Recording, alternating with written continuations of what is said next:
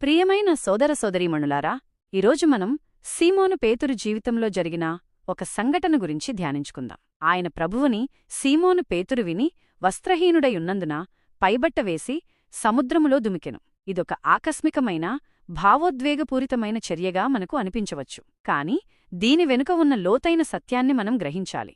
మీ జీవితంలో వదిలిపెట్టడం. మీరు ఎప్పుడైనా మీ జీవితంలో ఏదైనా కావాలని వదిలివేశారా? లేదా నిదానంగా ఆలోచించుకుని ఏదైనా వదిలివేశారా?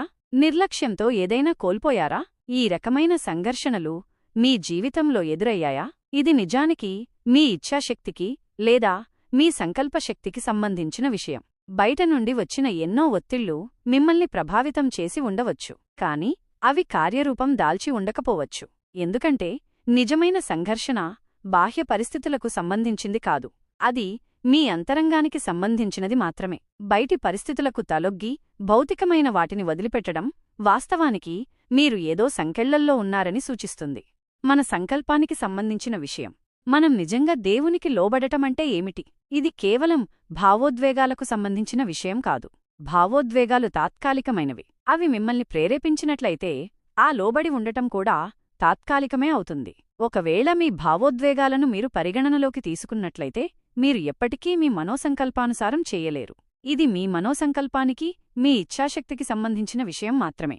దేవుడు మీరు చేయవలసిన పని ఎటువంటిదని అడగకండి. బదులుగా మీ ఇచ్ఛను, మీ సంకల్పాన్ని దేవుని చిత్తానికి లోబరచండి. ఇది మీ హృదయంలో నుండి వచ్చే ఒక నిర్ణయం. ఉదాహరణకు, మనము వివాహం చేసుకునేటప్పుడు మన జీవిత భాగస్వామి పట్ల మనకున్న ప్రేమ కేవలం భావోద్వేగం మాత్రమే కాదు, అది మన సంకల్పంతో తీసుకున్న ఒక నిర్ణయం. ఒకరినొకరు ప్రేమించుకోవడానికి, కలిసి జీవించడానికి మనం నిర్ణయించుకుంటాం. అదేవిధంగా దేవునికి లోబడటమనేది ఒక నిర్ణయం. క్రీస్తుతో అన్యోన్య సహవాసం.